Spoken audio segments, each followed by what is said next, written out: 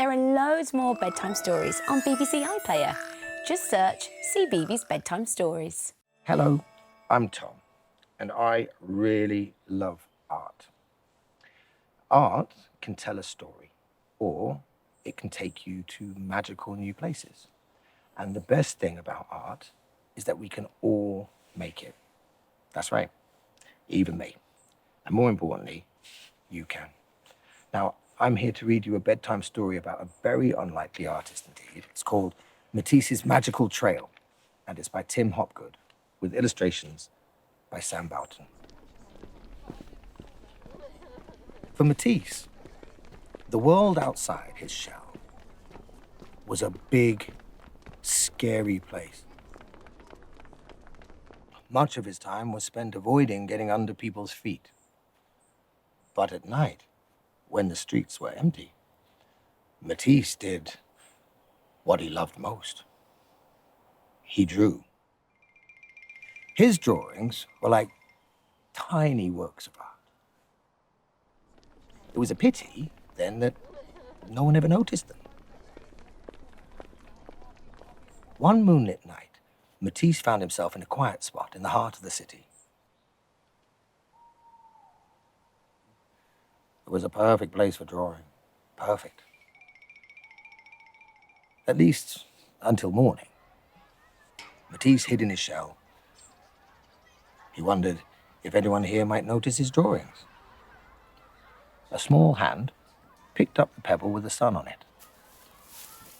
Then the small hand made the sun smile. "Hello, I'm Leo," said the boy, and Matisse smiled back. Leo showed Matisse's drawings to his friends. They wanted to know where they had come from, but Matisse was feeling shy. He was nowhere to be seen. "I have a plan," announced Leo.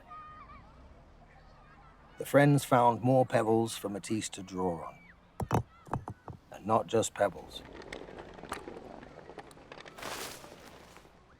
Later, when everyone had disappeared, Matisse started to draw. By morning, he had created a trail. A very artistic trail. Mrs. Gray came over to see what everyone was looking at. It was Leo who pointed to Matisse on the school wall. Mrs. Gray was astonished. But seeing Matisse's drawings had given her an idea. A very artistic idea. Matisse was filled with joy as the children filled the wall with color. And the children didn't stop there. Wow. The school was a magical sight. Everyone who saw it couldn't help but stop and smile. And who would have believed that this all started with one tiny snail?